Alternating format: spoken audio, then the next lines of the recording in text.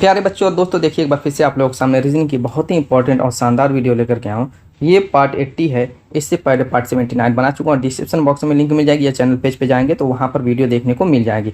अगर दोस्तों आप SSC, railway, CTET, UP police constable, BEd, RPF और भी बहुत सारे जो गवर्नमेंट जॉब होते हैं या फिर जो एंट्रेंस के एग्ज़ाम की तैयारी कर रहे हैं तो ये वीडियो आप लोगों के लिए मोस्ट इंपॉर्टेंट होने वाली है। यहाँ पर दोस्तों आप लोगों को टॉप 20 क्वेश्चन देखने को मिलेंगे और ये सभी के सभी क्वेश्चन रिपीटेड या तो क्वेश्चन है या तो बहुत ही इंपॉर्टेंट क्वेश्चन है। यहाँ पर एक चीज़ और मैं बता दूँ दोस्तों, यहाँ पर आपको सीटिंग अरेंजमेंट का भी क्वेश्चन देखने को मिलेगा, ब्लड रिलेशन का क्वेश्चन देखने को मिलेगा, एज प्रॉब्लम का भी क्वेश्चन देखने को मिलेगा। यानी कि इजी लेवल भी मिलेंगे और हार्ड लेवल भी मिलेंगे। हर टाइप के हर चैप्टर से क्वेश्चन यहाँ पर मैं उठा करके लेकर के आया हूँ। तो चलिए देरी न करते स्टार्ट करते हैं पहले क्वेश्चन से।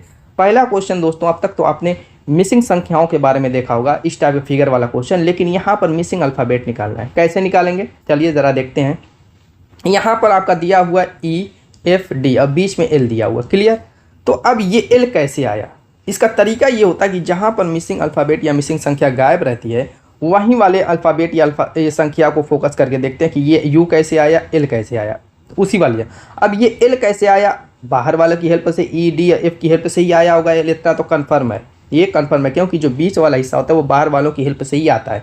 ऐसे ही F, E, G की हेल्प से U आया होगा। कैसे आया चलिए देखते हैं। मान लीजिए कि E है, F है, D है, इसकी हेल्प से आया है आपका L। क्या आया, L। कैसे आया, तो यहाँ पर आपको ज़रूरत पड़ेगी नंबरिंग की। जैसे A to Z आपका 1 से लेकर के 26 तक जो नंबर है दोस्तों, इसी की आपको ज़रूरत पड़ेगी और किसी चीज़ की ज़रूरत नहीं पड़ेगी, ठीक है। तो आपको सीरियल वाइज जो नंबर होता है A to Z वो तो आपको याद कर लेना है। जैसे A का 1, B का 2, C का 3, इस तरीके से जो नंबर वो याद करना है। और दूसरी चीज़, इनको उल्टे क्रम भी याद करने हैं। ये दो चीज़ें अगर याद कर लेते हैं तो 2-3 क्वेश्चन आपके एग्जाम में आने हैं और सेकंडों में सॉल्व कर लेंगे। अगर नहीं याद रहेंगे, उंगली पे गिनेंगे, रफ पर लिखेंगे तो बहुत टाइम लगेगी और इतनी टाइम एग्जाम में जानते हमारे पास नहीं रहती। चलिए नंबरिंग करते हैं। यहाँ पर E होता है 5वें नंबर पर, F होता है 6ठे नंबर पर, D होता है 4थे नंबर पर, ठीक है। तो अगर इनको हम जोड़ते हैं 6 5 11, 11 4 15 होगा। हालांकि L जो होता है 12वें नंबर पर होता है तो आना चाहिए 12, आ रहा है दोस्तों 15 नहीं होगा। एक काम करते हैं, इनका गुणा कर देते हैं। क्या करते हैं, गुणा कर देते हैं और देखते हैं क्या 12 आ रहा है। तो चलिए गुणा कर देते हैं। 5 अगर 3, 3 चौको 12, 120 आ रहा है, आना चाहिए 12। लेकिन 120 से हम 12 क्या बना सकते हैं वो दिमाग में डालिए। बिल्कुल बना सकते हैं। अगर हम सिर्फ 10 से भाग देते हैं यानी एक 0 यहाँ पर ख़त्म हो जाए तो 12 बन जाएगा और 12वीं पोजीशन पे L आता है। यही लॉजिक लगाते हैं हम दूसरे में। देखिए दूसरे में दिया हुआ है F, G और E, ठीक है। F, G, E दिया हुआ है। मान लीजिए F 6 होता है, G 7 होता है और E आपका कितना होता है, 5 होता है। अब यहाँ पर गुणा कर लीजिए। 5 अगर 3, 3 7 तरीके 21 यानी 210 हो जाएगा।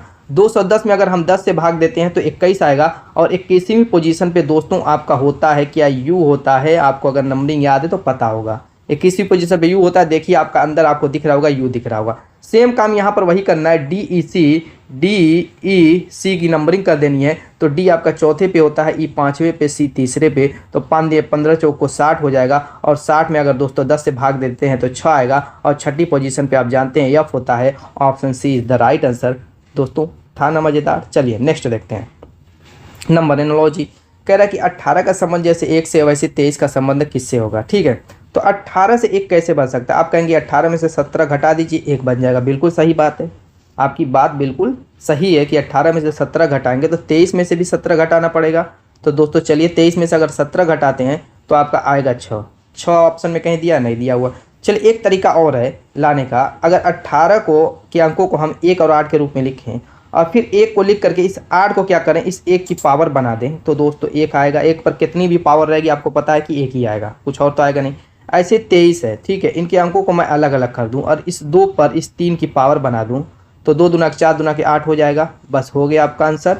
Option B is the right answer. अगर आप लोगों को दोस्तों आंसर आता रहेगा तो कमेंट करते रहिएगा, क्लियर। चलिए देखते हैं क्या कह रहा है कि केंद्र का संबंध जैसे प्रधानमंत्री से वैसे राज्य का संबंध किससे होगा। तो ये तो बहुत ईजी है, बहुत ईजी है। आजकल इलेक्शन भी चल रहा है तो आपको पता होना चाहिए कि ये चीज़ें क्या कह रहा है। केंद्र में सरकार, जो सेंट्रल में सरकार बनती है वो जानते हैं कि वो जो होता है प्रधानमंत्री होता है। केंद्र का राजा ऐसे समझ लीजिए, जो केंद्र का राजा होता है वो प्रधानमंत्री होता है। वैसे जो राज्य का राजा होता है उसको क्या कहा जाता है, मुख्यमंत्री कहा जाता है। Option C, clear. नेक्स्ट कह रहा विषम शब्द चुनिए। इन चारों में दोस्तों एक ऐसा जोड़ा होगा जो कि 3 तो एक जैसे होंगे, चौथा बिल्कुल भिन्न होगा। तो वही हमें भिन्न वाला ही ढूंढना है, वही सही होगा। जैसे मान लीजिए कक्षा का संबंध कह रहा है विद्यार्थी से, यानी कक्षा में क्या होते हैं, विद्यार्थी होते हैं। वाक्य का संबंध कह रहा है शब्द से, वाक्य में शब्द होते हैं, बिल्कुल सही है। पेड़ का संबंध जंगल से, यानी पेड़ में क्या होते हैं, जंगल होते हैं। और इसी तरीके से घंटा का संबंध मिनट से होता है, तो घंटे में मिनट होते हैं। यहाँ पर आप देखेंगे पेड़ और जंगल वाला जो होगा वो आपको कहीं ना कहीं गलत लग रहा होगा। तो चलिए यहाँ पर ऑप्शन सी पर टिक लगाते हैं। पेड़ में जंगल नहीं होते बल्कि जंगल में पेड़ होते हैं, यही आपका आंसर सही है। जो गलत होगा वही सही होगा, क्योंकि विषम ही ढूंढना है। क्लियर हो गया। चलिए नेक्स्ट देखते हैं। कह रहा है कि सही क्रम में व्यवस्थित कीजिए। क्या कह रहा है कि सही क्रम में व्यवस्थित कीजिए। तो यहाँ पर 5 ऑप्शन दिए हुए हैं, इन पाँचों को क्या करना है, हमें एक सिस्टम से सेट करना है। ये अव्यवस्थित दिया हुआ है, इस क्रम में दोस्तों सही नहीं है, इसको हमें सही क्रम में सेट कर देना है। तो इसमें देखिए क्या होता है कि आप जानते हैं कि हर चीज़ें एक सिस्टम में चलती हैं, ये अपनी हर वीडियो में बताता हूँ। तो वही पहले हमें चेक करना ये है कि ये चीज़ें दी क्या है। जैसे यहाँ पर जन्म दिया हुआ, मृत्यु है, अंतिम संस्कार, विवाह, शिक्षा है, 5 चीज़ें हैं। अब देखिए जितना भी इस टाइप का क्वेश्चन आता है, अलग अलग टाइप के होते हैं। ज़्यादातर आपके दैनिक जीवन में यूज़ की जाने वाली चीज़ें या होने वाली या आपके अंदर घटने वाली घटनाएं, इस टाइप की ही चीज़ें ज़्यादातर दिया रहता है, तो वो आपके लिए बहुत इजी हो जाता है। हाँ, जो बच्चे हैं कहीं कहीं उन लोगों को ये चीज़ें समझ में नहीं आती है। सही बात है, बच्चे हैं तो समझ में नहीं आएगी, थोड़ा सा और आगे बढ़ेंगे तो समझ में, तो इतनी टाइम तो है नहीं हमें, बच्चे इसी टाइम भी तो समझना एग्ज़ाम निकालने के लिए। तो चलिए समझते हैं। तो इनमें क्या करना रहता है, जो सबसे पहले होती है घटना, यानी स्टार्टिंग पॉइंट, वो हमें पहले लिखना रहता है। और जो एंडिंग पॉइंट यानी एकदम लास्ट वाला जो होता है वो क्या करना है, एकदम आखिरी में लिखना है। तो सबसे पहले आप जानते हैं कि जन्म होता है। क्या होता है, जन्म होता है, तो हम पहले नंबर पर लिख देंगे, पहले नंबर को पहले ऐसे लिख देंगे। फिर जब जन्म होता है तो क्या किया जाता है, थोड़ा सा बड़ा बच्चा होता है तो उसको शिक्षित किया जाता है, यानी 5 नंबर। जब शिक्षा ले लेता है तो उसके बाद क्या किया जाता है, उसका विवाह कर दिया जाता है, 4 नंबर। विवाह करने के बाद दोस्तों उसके बाद उसका लास्ट पैटर्न आता है मृत्यु वाला, यानी 2 नंबर। और मृत्यु हो जाती है तो उसका अंतिम संस्कार कर दिया जाता है, यानी 3 नंबर। ये होते हैं जीवन के जो है सिस्टम, ये जो चक्र चलता है हमारा जीवन, उसी हिसाब से सेट करना था। 1 5 4 2 3, 1 5 4 2 3, option D is the right. Next. अब यहाँ पर मिसिंग संख्या निकालनी है। कैसे निकालेंगे, यहाँ पर कह रहा है कि 48 का संबंध, सॉरी यहाँ पर संबंध नहीं बल्कि यहाँ पे तो हमें ये देखना है घट कैसे रहा है, बढ़ कैसे रहा है। देखिए इनमें सीरीज़ कई टाइप की होती है, इसको समझ लीजिए कि सीरीज़ कई टाइप की होती है। एक तो ऐसी सीरीज़ होती है जो सिर्फ घटेगी, एक होती है सिर्फ बढ़ेगी, और एक होती है ऐसी कि उसमें घटेगा भी, बढ़ेगा भी, घटेगा भी, बढ़ेगा। जो घटेगा बढ़ेगा उसको क्या करते हैं, उस सीरीज़ को हम 2 पार्ट में बांट लेते हैं। फॉर एग्जाम्पल इस वाली सीरीज़ को देखिए, पहले 48 से 24 हुआ, 24 से 72 हो गया, पहले घटा फिर बढ़ गया, फिर 72 से 36 हुआ, नहीं घट गया, फिर क्या हुआ 108 बढ़ गया, फिर 56 घट गया, फिर 162 बढ़ गया। तो हम क्या करेंगे, इसको 2 पार्ट में डिवाइड कर लेंगे। 2 पार्ट में डिवाइड का मतलब 24, देखिए ये पार्ट 24, 36, 56 और मिसिंग, जो मिसिंग संख्या तक जा रही है उसी सीरीज़ को हम बाहर निकाल लेते हैं, क्योंकि उसी से हमारा काम चल जाएगा। बाकी उसको फालतू में कुछ करने की ज़रूरत नहीं है, टाइम बचाइए। ठीक है, 56 और मिसिंग उसमें भी निकल जाएगी, लॉजिक ऐसी बात नहीं है, लेकिन उसकी हमें ज़रूरत नहीं है तो क्यों करें, ये बताइए। तो इस तरीके से सीरीज़ को हमने एक बाहर निकाल लिया। बाकी एक जो सीरीज़ बनेगी मैं बता देता हूँ, 48 से 72 से 108 से 162 से आगे जाएगी, तो हमें क्या ज़रूरत है उसकी, उसमें टाइम क्यों खपाएं। तो यहाँ पर 24, 26, 56, 24, 36, 56 और मिसिंग संख्या निकल रही है। तो इसमें देख रहे हैं कौन सी लॉजिक लगी हुई। देखिए अगर एक चीज़ ये देखें कि 3 2 12 3 36 3 2, यानी कि अगर दोस्तों हम इसको देखें किस क्रम में पहले बढ़ रहा है। जैसे मान लें कि 24 से 36 हुआ तो प्लस 12, 12 3 36, ठीक है। 36 से 56 हुआ तो प्लस 20 हो रहा है, ठीक है। तो नेक्स्ट स्टेप क्या होगा, यहाँ पर देखिए पहले 12 प्लस हुआ, फिर 20 प्लस हुआ। किस क्रम में प्लस हुआ, जैसे 12 हुआ प्लस 8 हुआ, देखिए 12 8 20, यानी कि नेक्स्ट स्टेप 28 प्लस होना चाहिए कि नहीं होना चाहिए, ये बताइए। इस लॉजिक से 28 प्लस होना चाहिए। तो 28 अगर 56 में हम प्लस करते हैं तो 8 6 14 हो जाएगा, 5 2 7 1 8 84 हो जाएगा, जो कि ऑप्शन में बिल्कुल दिया हुआ है। Option C is the right answer. हमें कुछ और एक्स्ट्रा सोचने की ज़रूरत नहीं पड़ी। मैं सोचा हो सकता है कि ये काम ना करे, तो एक एक्स्ट्रा और ट्रिक थी, उससे हम इसको करते, लेकिन यहीं पे हमारा आंसर मिल गया, तो हमें कुछ अब नहीं करना है। चलिए आगे बढ़ते हैं। अब यहाँ पर देखिए बड़ा प्यारा सा क्वेश्चन है दोस्तों, बहुत शानदार है। इसको तो अपने दिमाग से करना है ना, इसमें कोई आपकी ट्रिक फ्रिक काम करेगी, लॉजिक काम करेगी। क्यों, क्योंकि अपने हिसाब से माइंड में इसको सेट करना है। फॉर एग्जांपल जैसे दिया हुआ त्रिभुज गुणे चतुर्भुज बराबर 48, सर्किल गुणे त्रिभुज बराबर 24, चतुर्भुज गुणे सर्किल बराबर 8 और चतुर्भुज गुणे त्रिभुज बराबर क्या होगा, ये है, ठीक है। चलिए अब देखते हैं। त्रिभुज गुणे चतुर्भुज बराबर 48 दिया हुआ है। अब त्रिभुज का मान क्या रखें और चतुर्भुज का मान क्या रखें कि 48 हो जाए। जैसे मान लिया 48 बनाना है तो इसके दो फैक्टर बांट देते हैं। एक तो हो जाएगा 6 और 8, 8 6 48, या तो फिर दोस्तों त्रिभुज को 8 रख दीजिए, चतुर्भुज को 6 रख दिए, तब भी 48 होगा। या इसको 12 रखिए, 12 चौक 48, 4 रखते। एक काम करते, एक को लेकर के पहले चलते हैं, ठीक है, इसको 6 और 8 को, बाकी फिर देखा जाएगा अगर काम नहीं करेगी ट्रिक तो, ठीक है। अगर यहीं पे आंसर आ जाएगा तो ठीक है। तो त्रिभुज की जगह 6 रखेंगे, चतुर्भुज की जगह 8 रखेंगे, तो 8 6 48 हो गया। अब त्रिभुज का मान हमें 6 मालूम हो गया, उसको रखेंगे। अब हमें लाना है 24, तो ये बताइए 6 में कितने का गुणा करें, कहेंगे कि 4 का गुणा करेंगे तो 6 को 24 आ जाएगा। चलिए ठीक है। अब हमें सर्किल मालूम हो गया 4। अब बताइए कितना इस चतुर्भुज की जगह रखें कि यहाँ पर आपका 8 आ जाए। आप कहेंगे 2, चलिए ये भी ठीक है। अब यहाँ पर दोस्तों हमें दो चतुर्भुज का, इस वाले चतुर्भुज का मान 2 मालूम हो गया है और इस वाले त्रिभुज का मान 6 मालूम हो गया। 6 दूना 12 आ गया आंसर, बिल्कुल आ गया। Option B is the right answer. कुछ और करना ही नहीं पड़ा हमें। क्लियर है, समझ में आ गया। नेक्स्ट, यहाँ पर प्रतिबिंब दर्पण प्रतिबिंब का, देखिए दर्पण प्रतिबिंब में होता क्या है। होता ये है कि अगर हमने यहाँ पर अल्फ़ाबेट को रखा इस तरीके से, तो ये पूरा लेफ्ट टू राइट इस तरीके से घूम करके ऐसे बन जाएगा, ठीक। अगर यही दर्पण प्रतिबिंब क्षैतिज रख दिया जाए, ठीक है, ये तो लंबवत था, अब क्षैतिज रख दिया जाए और यहाँ पर कोई थोड़ा सा इसको और मैं यहाँ बना दूँ, जैसे यहाँ पर है, ठीक है, इस तरीके से क्षैतिज रख दिया जाए और कोई एरो है, सपोज कीजिए इसी में कि मैं एरो दिखा रहा हूँ, इस तरीके से इसका प्रतिबिंब कैसे बनेगा। ये क्या होगी, इस तरीके से घूमेगी ऊपर से नीचे ऐसे, ठीक है। तो घूम करके क्या होगी, कुछ यूं ऐसे बन जाएगी। ये दाएं बाएं ऐसे नहीं घूमेगी, उसमें क्या है लंबवत वाले में दाएं बाएं घूमती है, ये ऊपर नीचे इस तरीके जैसे जल प्रतिबिंब बनता है, कुछ उस टाइप से ये काम करेगी, कुछ उस टाइप से ये काम करेगी, ठीक है, समझ में आ गया। अब चलिए इसको देखते हैं, वही हिसाब है। एमएन जो है दोस्तों आपका दर्पण रखा हुआ है क्षैतिज में और ये फिगर कह रहा है कैसा बनेगा। तो यहाँ पर जो एरो मैंने दिखाया है वो एरो तो ऐसे बन जाएगा, ठीक है, और साथ साथ इनका जो ऊपर का ये जो इस तरीके से दिया हुआ है ये 4 इस तरीके से हो जाएगा। यही प्रतिबिंब बनेगा। सिंपल सा तरीका था, मैंने बता दिया और कुछ इसमें नहीं करना है। तो ये गलत हो गया, ये भी गलत हो गया क्योंकि एरो की डिज़ाइन इधर घुमा दिया है, ये भी गलत हो गया, ये बिल्कुल सही है। Option D is the right answer. Figure से रिलेटेड क्वेश्चन बहुत इंपॉर्टेंट होता है दोस्तों, क्योंकि इसमें क्या होता है ज़्यादातर क्वेश्चन पूछते रहते हैं। एक आध क्वेश्चन तो ज़रूर डाल देता है हर एग्जाम में, कोई भी एग्जाम उठा करके देख लिए, रेलवे का हो, एसएससी का हो, सीटेट का हो, बीएड का हो, आरपीएफ का हो, दोस्तों कोई भी एग्जाम उठा करके देख लेंगे तो आपको मिलेगा ज़रूर। यहाँ पे चलिए कह रहा है कि 15 + 23 = 11, 22 + 32 = 10, 42 + 36 बराबर क्या होगा। तो चलिए 15 + 23 बराबर किस लॉजिक से आप 11 लगा सकते हैं। अगर डायरेक्ट मैं जोड़ दूँ तो 5 3 8 हो जाएगा, 2 1 3 हो जाएगा, ठीक है। इनके अंकों को जोड़ दूँ तो 11 हो जाएगा। क्या यही काम कर रहा है ट्रिक, देखते हैं। यहाँ पर अगर 22 32 जोड़ो तो 2 3 2 5 हो जाएगा और इन दोनों को जोड़ दो तो 5 4 9 होगा, आना चाहिए 10। नहीं, ये काम नहीं किया है। चलिए हटाइए इसको। एक काम करते, एक और काम करते हैं यहाँ पर कि ये 15 को पहले ही अलग अलग कर लेते हैं। इनका को 15 को क्या करते हैं 1 × 5 कर लेते हैं, प्लस है प्लस रहने देंगे। 23 को 2 × 3 कर लेते हैं। क्लियर। तो ये 5 × 5, 3 दूना के 6, 11 आ गया। आप कहेंगे तब भी 11 आ रहा, तब भी 11 आ रहा है। नहीं, तरीका बदल चुका है। अब ये तरीके से अगर इसमें करेंगे, जैसे 2 है तो 2 × 2 कर देंगे 22 को, प्लस 32 को 3 × 2 कर देंगे, ठीक। 32 को 3 × अब देखिए 2 दूना के 4, 3 दूना के 6 = 10 आ गया कि नहीं आया। ये आप लोगों के लिए है दोस्तों।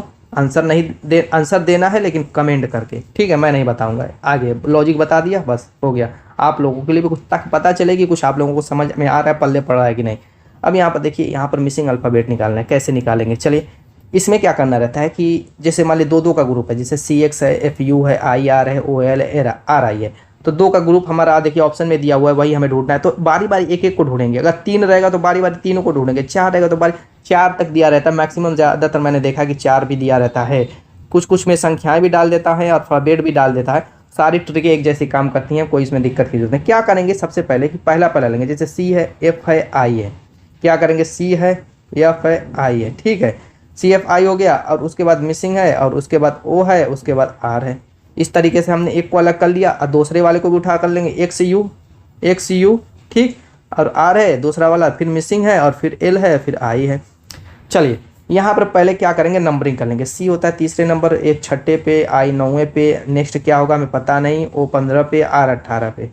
यहाँ पे देखिए 3 से 6 हुआ +3, 6 से 9 +3, यानी +3 हो रहा है। यहाँ पर भी देखिए 15 से 18 हो रहा है तो +3 हो रहा है। सब में +3 हो रहा है तो इसमें भी +3 होगा। तो 9 3 12 हो जाएगा। 12वीं पोजीशन पे L आता है, यानी हमने 1 ढूंढ लिया। ऑप्शन में एल एक ही में दिया हुआ है, 1 पे टिक लगाइए और काम तमाम कीजिए, कुछ करने की ज़रूरत नहीं है। अगर एग्ज़ाम में बैठे हैं तो हमें इसमें फिर दिमाग लगाने की, टाइम बर्बाद करने की ज़रूरत नहीं है, ठीक है। तो हमेशा क्वेश्चन सॉल्व करते रहिएगा। तो एक चीज़ ध्यान दीजिएगा, ऑप्शन पर भी आपकी नज़र होनी चाहिए। उससे क्या होगा कि आपकी टाइम बच जाएगी, टाइम बच जाएगी, किसी न किसी क्वेश्चन में, 2-3 क्वेश्चन में आपकी टाइम बच जाएगी। तो चलिए यहाँ पर हो सकता है कि एल इसमें भी दे दे तो दूसरा भी ढूंढना पड़ेगा। तो सेम यही लॉजिक काम करेगी। देखिए एक्स है 24, यू है आपका 21, आर है 18, एल है 12, आई है 9। तो यहाँ पर देखिए घट रहा है, यहाँ पे बढ़ रहा था, यहाँ पे घट रहा है, उससे कोई फर्क नहीं पड़ता। जैसे 24 से 21 हुआ -3 हुआ, 21 से 18 -3 हुआ, यानी यहाँ पर भी -3 हुआ। देखिए 12 से 9 हो रहा है, -3 हो रहा है, तो -3 3 हो रहा है। तो यहाँ पे 18 में से -3 करेंगे तो 15 हो जाएगा। 15वीं पोजीशन पे होता है, एल ओ आ गया। देखिए वही ए वाला ऑप्शन आपको दिख रहा होगा, थोड़ा सा वहाँ पे ये हो गया, कोई दिक्कत की बात नहीं, फिर भी एल ओ आ गया, तरीका मालूम हो गया। बस यही तरीका काम करता है इस क्वेश्चन में। अब यहाँ पर बहुत ईजी क्वेश्चन है ये आपका, इस वीडियो का मैं जानता हूँ कि सबसे इजी क्वेश्चन है, फटाफट कीजिए। कह रहा है नीचे दिए गए आरेख में उन छात्रों को दर्शाता है। नीचे दिए गए जो आरेख है, कह रहा है उन छात्रों को दर्शाता है जो क्रिकेट खेलते हैं, फुटबॉल खेलते हैं, कबड्डी खेलते हैं। तो आरेख का अध्ययन कर उन छात्रों को निर्देशित करें जो तीनों खेल खेलते हैं। देखिए ये वाला जो चतुर्भुज है, कह रहा है, ये वाला जो चतुर्भुज है कह रहा है कि वो कबड्डी खेलता है। ये वाला जो चतुर्भुज है कह रहा है कि वो फुटबॉल खेलता है। ये वाला जो चतुर्भुज है वो कह रहा है क्रिकेट खेलता है। तो अब दोस्तों इसमें कुछ नंबरिंग दी है, ABCDEF, ये समझ लीजिए बंदे के नाम है जो खेलते हैं। तो हमें वो ढूंढना है, वो बंदा ढूंढना है जो तीनों खेले, यानी तीनों वर्गों के अंतर्गत, यानी तीनों चतुर्भुज के अंतर्गत जो एक कॉमन चतुर्भुज दिख रहा होगा उसी को हमें ढूंढना है। तो आप यहाँ पर देखेंगे, यहाँ पर ये वाला हिस्सा, तो यही एक ऐसा हिस्सा है दोस्तों जिसमें तीनों चतुर्भुज कॉमन दिख रहे हैं, दिख रहे हैं कि नहीं। तो हमें ऐसा ही ढूंढना है बंदा जो कबड्डी, फुटबॉल, क्रिकेट तीनों खेलता हो। तो यही एक ऐसा बंदा है जो तीनों खेलता है, क्योंकि तीनों से घिरा हुआ है। तीनों से घिरा हुआ है इसका मतलब तीनों से खेलता है। तो सिर्फ डी है, तो ऑप्शन डी में देखिए डी दिया हुआ है, option D is the right answer. Next देखते हैं, यहाँ पर वेन डायग्राम का क्वेश्चन है। वेन डायग्राम का सबसे ईजी क्वेश्चन है ये, जितना भी मैंने अब तक वीडियो में क्वेश्चन कराया, 80 वीडियो है, तो सबसे ईजी यही क्वेश्चन है। चलिए देखते हैं क्या है। देश है, राज्य है, शहर है, 3 ठो हमने बना लिया सर्किल, 3 नाम है। तो एक का नाम हमने देश रख दिया, एक का राज्य रख दिया, एक का शहर रख दिया। अब यहाँ पर हमें करना क्या है कि दोस्तों इनमें रिलेशन देखना, किस टाइप से रिलेशन ही पर डायग्राम बनता है और कुछ करना इसमें नहीं रहता है। किस टाइप से एक दूसरे से ये जुड़ रहे हैं, किस टाइप से नहीं जुड़ रहे हैं, इनमें कोई संबंध है कि नहीं है। जब भी कोई नाम दे दे बस यही अपने दिमाग में सोचना है। तो मैं कहूँ कि मान लीजिए एक शहर है, तो शहर किसके अंतर्गत आता है? आप कहेंगे कि देश के अंतर्गत भी आता है, राज्य के अंतर्गत। पहले तो ये राज्य के अंतर्गत ही आएगा, उसके बाद तो देश के अंतर्गत आएगा, यानी कि ये राज्य के अंतर्गत शहर आ गया। अब ये राज्य जो होता है दोस्तों, ये किसके अंतर्गत आता है? आप कहेंगे कि देश में ही राज्य होता है, यानी देश के अंदर राज्य, राज्य के अंदर शहर। अब देश के अंदर भी शहर आ गया, जैसे आपने सोचा कि शहर देश के अंदर अंदर होता है, तो ठीक है, देश के अंदर भी शहर आ गया और राज्य भी देश के अंदर होता है, देश के अंदर राज्य भी आ गया। क्लियर है, बन गया diagram. Option D is the right answer. बस यही सोचना है आपको। आप कितना बेस्ट सोच सकते हैं, कितनी अच्छी तरीके से सोच सकते हैं, वो आपके ऊपर डिपेंड करता है। प्रैक्टिस किए रहेंगे तो बहुत आसान है ये, बहुत ईजी दोस्तों होता है ये, कुछ होता नहीं है इसमें। हाँ, प्रैक्टिस पर आपका निर्भर है क्या कर पाएंगे। चलिए यहाँ पर देखिए ओपन डाइस का क्वेश्चन है, कह रहे निम्नलिखित आकृति को खोलने पर कैसी दिखाई देगी। इसके थोड़े से कंसेप्ट को समझ लेते हैं। जैसे मान लीजिए ओपन डाइस जो होती है, ओपन डाइस इस तरीके से, सपोज कीजिए 4 खाना है, जो सीधी लाइन होती है, मैंने क्षैतिज बना दी, ऐसे भी हो सकती है, लंबवत, उसमें कंफ्यूज मत कीजिएगा, ऐसे भी हो सकती है, ठीक है। चलिए ऐसे ही सब दिया हुआ ऑप्शन में, तो ऐसे ही समझ लेते हैं। 1 2 3 4, इसमें क्या होता है, पहला तीसरे के अपोजिट, दूसरा चौथे। जब एक दूसरे की अपोजिट होंगे तो कभी भी देखिए दोस्तों क्या होता है कि कभी भी वो बगल वाले फेस पे नहीं आ पाएंगे, कभी भी बगल वाले फेस पे नहीं आएंगे। और जो अगल बगल यहाँ पे आजू बाजू होते हैं ये एक दूसरे के अपोजिट होते हैं। जो जिसके अपोजिट होगा उसको बंद करने पर कभी भी क्या होगा, वो बगल वाले फेस पे दिखाई नहीं देगा। इतना कंफर्म हो गया। चलिए अब यहाँ पर चूंकि हमें बंद तो करना नहीं, यहाँ पे ओपन करना है, लेकिन हम ऑप्शन से ही चेक करेंगे। जैसे मान लीजिए कि ये आपका है, ठीक है, कह रहा है इसको खोलने पर कैसा फिगर बनेगा। तो यहाँ पर अगर आप ध्यान देंगे तो ये जो होगा इसके अपोजिट होगा, ये जो है इसके अपोजिट होगा, एक छोड़े एक, और ये वाला इसके अपोजिट होगा। क्लियर है। अब यहाँ पर फिगर को देखेंगे तो दोस्तों मान लीजिए कि ये वाला फिगर है, तो इसके अपोजिट खुद वही है, तो इसके बगल वाले फेस पे कहीं दिया हुआ है, नहीं दिया हुआ। चलिए बेहतर है। अब दोस्तों इसी तरीके से ये वाला जो फिगर है इसके अपोजिट खुद यही, यानी जो फिगर है वो अपने आप के ही अपोजिट है, तो इसके बगल में भी ये नहीं दिया हुआ है और ये भी नहीं दिया हुआ। तो पहला अगर आप देखेंगे ये वाला, तो दोस्तों सही लग रहा है, सही लग रहा है, लेकिन नहीं, कुछ चीज़ों पर अभी भी ध्यान देना है आपको। वो क्या देना है ज़रा देखिए, यहाँ पर त्रिभुज जो है उसी पे बस ध्यान देना। क्यों? क्योंकि बाकी जो चीज़ें हैं उनको हम घुमाएंगे, अगर इनको अगर घुमाएंगे तो सेम फिगर ही बनेगा। जैसे मान लीजिए टी का अगर प्रतिबिंब बनेगा तो टी ही बनेगा, लेकिन आर का अगर प्रतिबिंब बनाते हैं तो आर ऐसे बनेगा। इस चीज़ पे ध्यान दीजिए। तो इसको अगर हम किसी तरीके से भी घुमाएंगे तो ये सेम टू सेम वैसा ही बनेगा, ये बदलेगा नहीं। इसको भी घुमाएंगे तो सेम टू सेम ऐसा ही बनेगा, बदले, लेकिन त्रिभुज तो बदल जाएगा। त्रिभुज तो बदल जाएगा, क्योंकि अगर मान लीजिए कि इस तरीके से त्रिभुज है, मैंने क्षैतिज प्रतिबिंब रख दिया सपोज कीजिए, तो ये त्रिभुज ऐसे हो जाएगा। कैसे हो जाएगा? ऐसे हो जाएगा। बनेगा कि नहीं? ऐसे बनेगा, बाकी कोई नहीं बदलेगा, लेकिन त्रिभुज बदल जाएगा। उसी पे ध्यान देना। तो मान लीजिए कि यहाँ पर एक त्रिभुज इस टाइप से दिया तो गलत हो गया। अब यहाँ पर ये त्रिभुज का मुंह नीचे है, इसका भी मुंह नीचे है, लेकिन जब इसको हम ऐसे घुमाएंगे तो एक त्रिभुज उल्टा हो जाएगा, एक का मुंह क्या हो जाएगा? पलट जाएगा। यानी कि एक तो मान लीजिए कि ऐसे नीचे रह जाएगा, मान लीजिए इसको कॉमन अगर रख दिए और इसको अगर घुमाए तो ये वाला त्रिभुज क्या हो जाएगा? ऐसे हो जाएगा। तो एक दूसरे के जब अपोजिट होंगे तो सेम टू सेम फिगर एक दूसरे पे चिपकना चाहिए, यानी कि सेम दिशा में होना है, सेम डायरेक्शन इनका होना चाहिए। ऐसे मान लीजिए कि ये भी देखेंगे, ये भी दोनों। तो दोस्तों अगर इसको भी हम बंद करते हैं, क्योंकि ऐसे देखेंगे तो ये भी सही लगेगा, ये भी सही लगेगा, और ये भी तीन तो ऐसे ही सही लगेंगे। तो सिर्फ यही जो चीज़ मैं समझाने की कोशिश कर रहा हूँ वही इनको अलग कर रहा है, अलग करेगा। इसमें देखिए, इसमें जो है मान लीजिए कि दोनों आपका ऐसे है, ठीक है। जब इसको हम बंद करेंगे तो एक जो क्या होगा? ऐसे हो जाएगा और एक ऐसे हो जाएगा। ऐसा नहीं होना चाहिए, दोनों का मुंह एक तरफ होना चाहिए। अब देखिए यहाँ पर एक उल्टा है, एक सीधा, एक उल्टा है ना।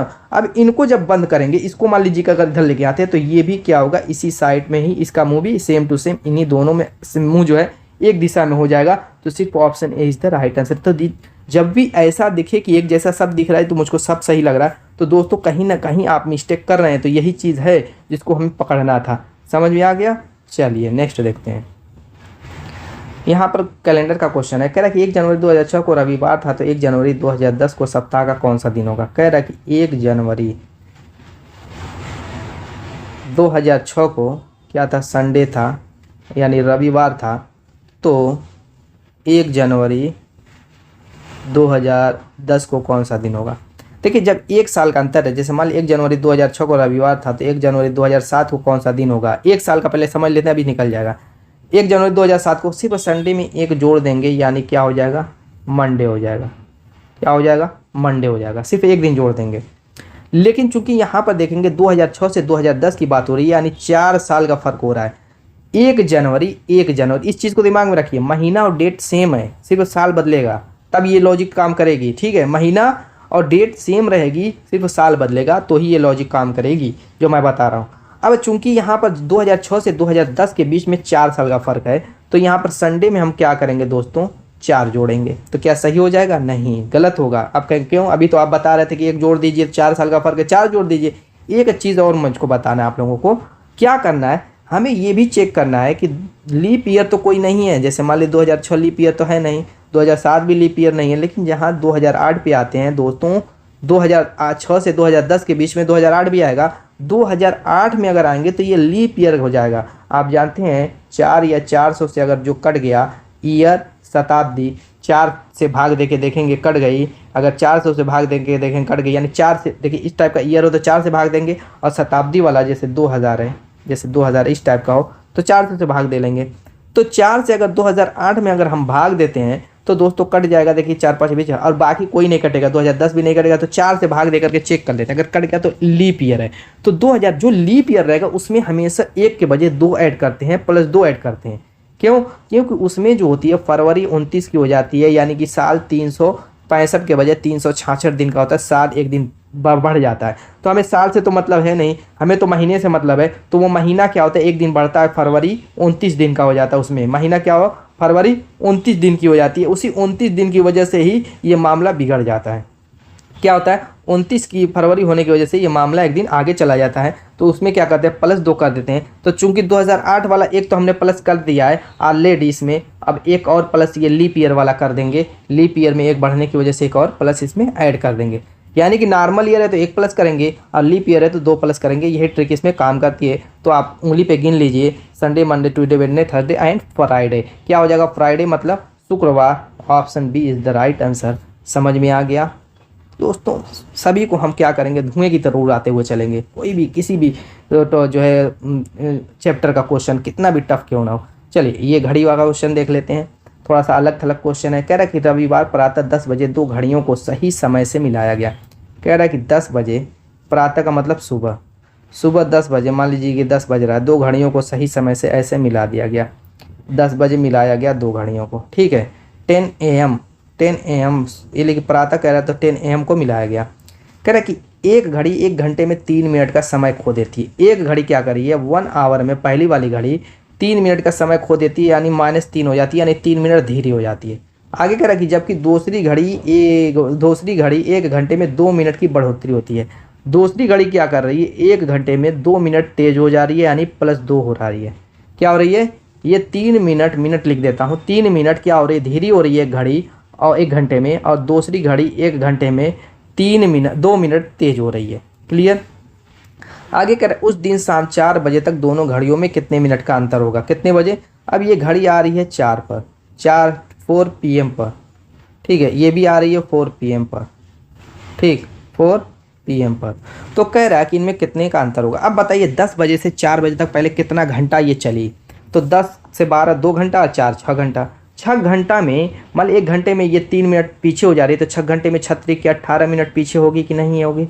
इसी तरीके से ये 1 घंटे में 2 मिनट आगे हो रही है, तो 6 घंटे में 6 दूना के 12 मिनट, ये क्या होगी दोस्तों, तेज होगी कि नहीं होगी। अब इन दोनों में हमें क्या निकालना है, कह रहा है कि अंतर कितना होगा इन दोनों घड़ियों में। तो दोस्तों अंतर कैसे निकालेंगे, आप सोचेंगे कि अंतर घटा करके निकालेंगे, ऐसी कोई बात नहीं है। देखिए उसका तरीका मैं बता दूँ, पहले समझ लीजिए। मान लीजिए कि ये संख्या रेखा है, संख्या रेखा समझते हैं, यहाँ पे 0 है, यहाँ पे +1 +2 इस तरीके से आगे बढ़ेंगे, और यहाँ पर -1 -2 के रूप में आगे बढ़ेंगे। ये मान लीजिए कि यहाँ पे -18 है और यहाँ पर मान लीजिए +12 है। तो दोस्तों इन दोनों के बीच की दूरी समझ लीजिए हमें निकालनी है।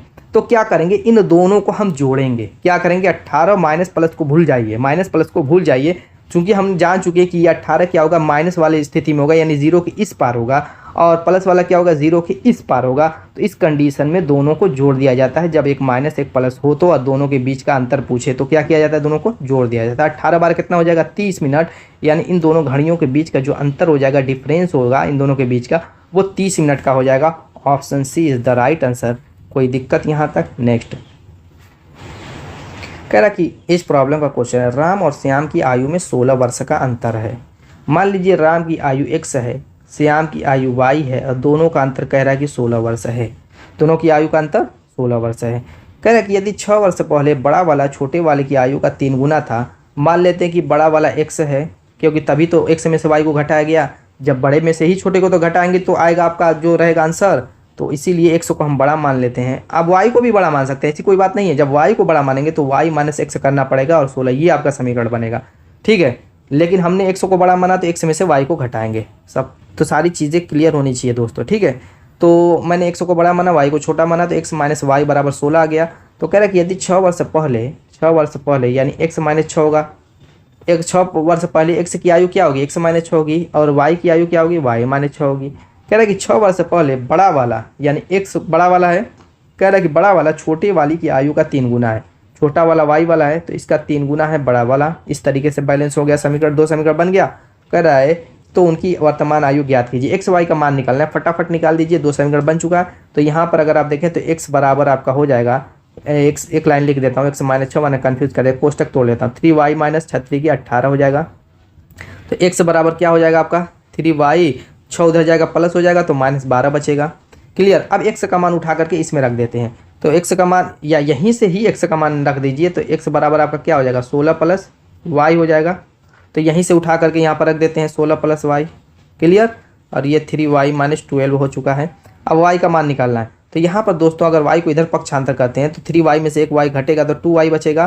क्लियर। और 12 को इधर लाते तो 16 में 12 जोड़ेंगे तो 28 हो जाएगा। y बराबर हो जाएगा 28/2 बराबर 14, यानी कि y की वैल्यू 14 आ गई। तो x की वैल्यू क्या आ जाएगी, आप देखते हैं कि x बराबर लिखा हुआ है 16 प्लस y, तो y की वैल्यू 14 है, तो इसमें 14 जोड़ देंगे तो x की वैल्यू 30 और y की वैल्यू 14, यानी 14 और 30 वाला देखिए कौन सा है, option B is the right answer. समझ में आ गया, कोई दिक्कत। नेक्स्ट यहाँ पर कह रहा है कि नेट का संबंध जैसे 13 2 27 है, वैसे यम का संबंध किससे होगा। इसको करने के लिए हमें क्या करना पड़ेगा, नेट को लिखना पड़ेगा और उसके बदले जो संख्या दी हुई है जैसे 13 227 लिख लेंगे। ठीक है। अब वही लॉजिक ढूंढेंगे कैसे वो आया, उसके बाद यम के बदले लिख देंगे। कोई दिक्कत नहीं है, वही नंबरिंग वाला खेल है। जैसे n होता है 14 पे, e होता है 5 पे, t होता है 20 पे। लेकिन दोस्तों n 14 पे होता है, नीचे अगर ध्यान देंगे 2 अंक को लेंगे तो 13 दिया हुआ है। t होता है 20 पे, नीचे अगर देखेंगे तो या तो 7 दिखेगा या 27, 20 तो दिख नहीं रहा। तो जब ऐसा रहे तो तुरंत उल्टा क्रम सोचेंगे। क्या करेंगे? उल्टा क्रम सोचेंगे। मैंने बताया था कि आप सीधा क्रम भी याद कीजिए, उल्टा क्रम भी याद कीजिए। तो अगर याद है तो आपको समझ में आ गया होगा क्वेश्चन। देखिए n का उल्टा होता है m, और m होता है 13वें पोजीशन पे। e का उल्टा होता है v होता है 22वीं पोजीशन पे। t का उल्टा होता है g होता है 7वीं पोजीशन पे। हो गया काम हमारा। ऐसे y का उल्टा होता है b होता है दूसरी पोजीशन पे। a का उल्टा होता है z होता है 26 पोजीशन पे। m का उल्टा होता है n होता है 14 पोजीशन पे। बस हो गया 2 26 14, 2 26 14, ऑप्शन 1 इज द राइट। कोई दिक्कत हुई यहाँ तक? मज़ा आ रहा होगा? क्लियर। नेक्स्ट सीटिंग अरेंजमेंट का क्वेश्चन कह रहा है कि 6 विद्यार्थी ABCDEF एक कतार में खड़े हैं। एक कतार में 6 व्यक्ति खड़े हैं। आप इस तरीके से भी खड़ा कर सकते हैं 6 व्यक्ति, कोई दिक्कत नहीं होगी। लेकिन हम इसको अभी सेट नहीं करेंगे कि कौन सा किधर है, तो पहले सिर्फ एक सीधी लाइन रहने देते हैं, अपने हिसाब से सेट करेंगे। वही तो कमाल है इनको खड़ा करने का, खड़ा करना ही तो कमाल है। किस पोजीशन पे किसको कहाँ कैसे खड़ा करेंगे। चलिए आगे कह रहा है कि बी जो है एफ और डी के बीच में है।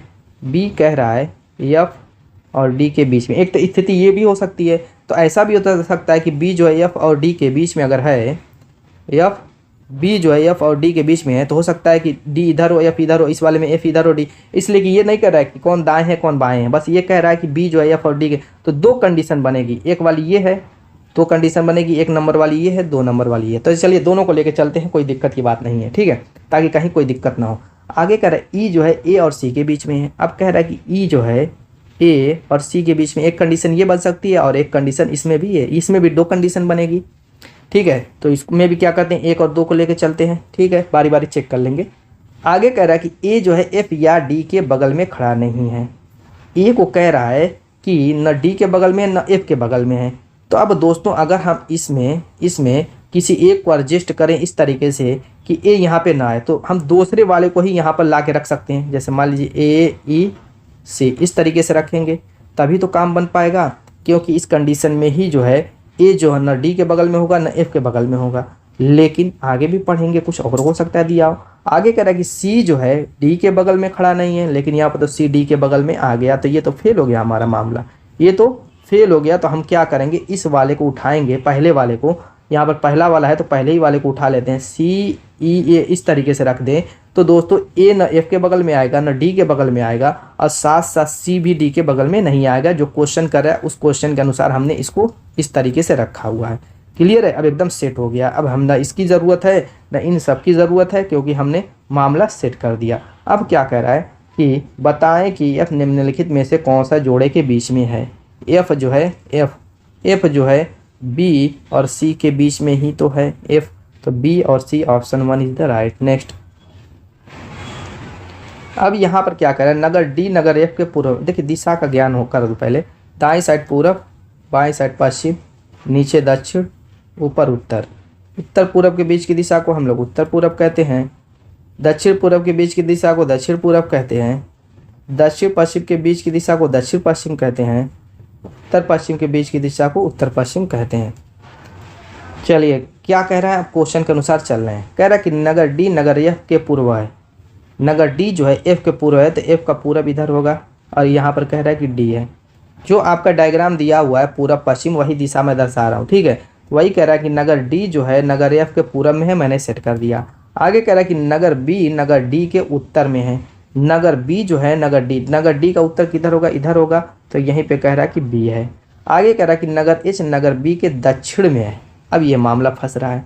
कह रहा है कि नगर एच जो है नगर बी के दक्षिण में है, तो दक्षिण दिशा नीचे में होती है, और नीचे का मतलब पहले ही उत्तर हो चुका। अब नीचे आएंगे इस साइड से, इधर कहीं पर भी हो सकती है, यहाँ पर भी हो सकता है एच, इस डी के पास भी हो सकता है, यहाँ पर भी एच हो सकता है, ठीक है, कहीं पर भी। यानी दक्षिण दिशा में कहा कितनी दूरी पे किस पोजीशन पे, ये नहीं कह रहा है, बस कह रहा है कि नगर एच जो है नगर बी के दक्षिण में है। अब कहाँ है, मैंने 3 जगह दिखाई है, इसी 3 पोजीशन पे हो सकता है, यहाँ पर भी हो सकता है, यहाँ पर, मतलब इसी लाइन पे ही होगा, दक्षिण वाली लाइन भी, या नीचे जो लाइन जा रही है इसी बी के दक्षिण में है, तो यहाँ पर भी एकदम चिपका हुआ भी एच हो सकता है, बी के करीब भी हो सकता है, मगर दक्षिण ही में है, इतना कन्फर्म है कर रहा है क्वेश्चन, ठीक है। आगे क्या कर रहा है, नगर एच जो है नगर एफ के किस दिशा में है, नगर एच जो है एफ के किस दिशा में, देखिए ये भी दिशा हो सकती है, ये भी दिशा हो सकती है, ये भी दिशा हो सकती है, ये भी दिशा हो सकती है, ये भी दिशा हो सकती है।